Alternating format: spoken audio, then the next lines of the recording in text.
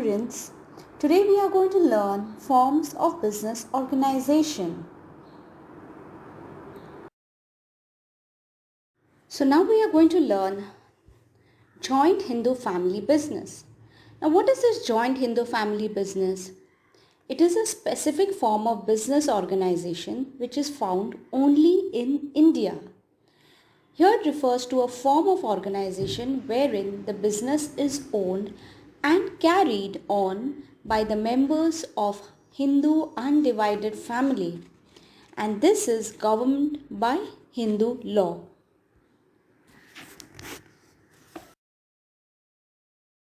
Now the basis of membership in the business is the birth in a particular family, and only 3 successive generations can be the members in the business.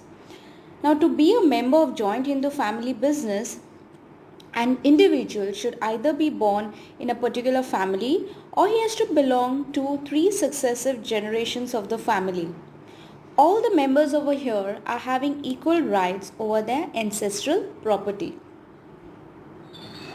The business here is controlled by the head of the family, who is the eldest member and is called Karta. So the eldest member, he controls the business and he is called the Karta. All the members have equal ownership right over the property of an ancestor and are known as co-parceners. The systems in joint Hindu family business. Now here there are 2 systems which govern the membership in the family business. The first one is the Dayabhaga system. Now this system prevails in West Bengal and it allows both the male as well as female members to be the co-parceners. The second one is the Mitakshara system. This system prevails all over India except West Bengal, and it allows only the male members to be the co-parceners in the business. Now let us learn merits of joint Hindu family business. The first one is easy to form and dissolve. Now this type of business can easily be started and also dissolved. Here you do not require any legal formality to be completed before you start or close the business. The second one is continuity.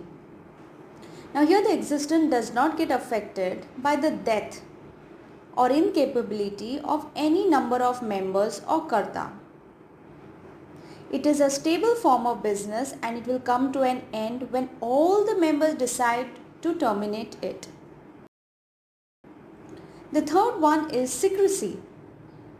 In joint Hindu family business, all the decisions are taken by the karta and thus he is all aware of the business secrets. The fourth one is protection of minors.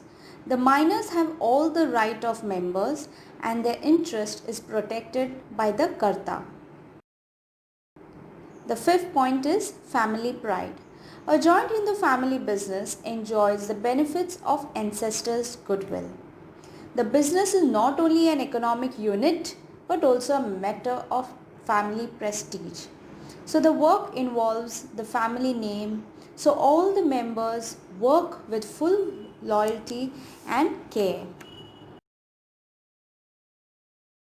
Now the next topic we are going to learn is the features of joint Hindu family business. The first one is formation. Now for this type of business, there should be at least 2 members in the family and ancestral property to be inherited by them. And this is governed by Hindu Succession Act.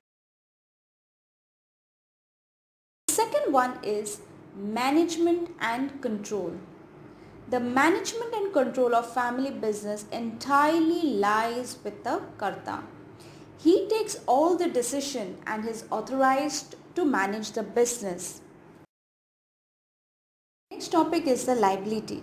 Now here the liability of a karta is unlimited, whereas the liability of other members is limited up to their shares in the business. Fourth point is minor members. In joint Hindu family business, a child becomes a member by birth. Only so, there is no restriction for a minor to become a member of the business. The next topic is demerits of joint Hindu family business. The first one is limited capital. The biggest limitation of this business is that the new members do not join the business without any additional capital. As membership is given by birth, the family property gets divided with the birth of every member. The second one is limited managerial ability. The joint Hindu family business is managed by the senior most member, and that is the Karta.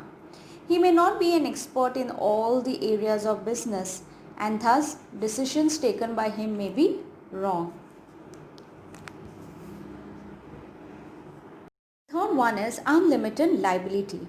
Now the liability of Karta is unlimited, which means in case of loss, the Karta will not only lose his business property but will also have to sell his personal property in order to pay the debts of the business.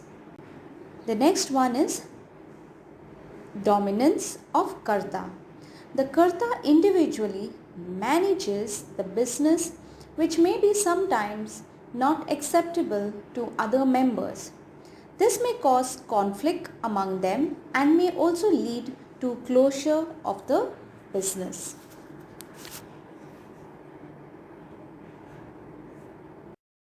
Thank you for watching this video, and do not forget to subscribe to my YouTube channel where learning is young and beyond. Also, do not forget to like, comment and share these videos.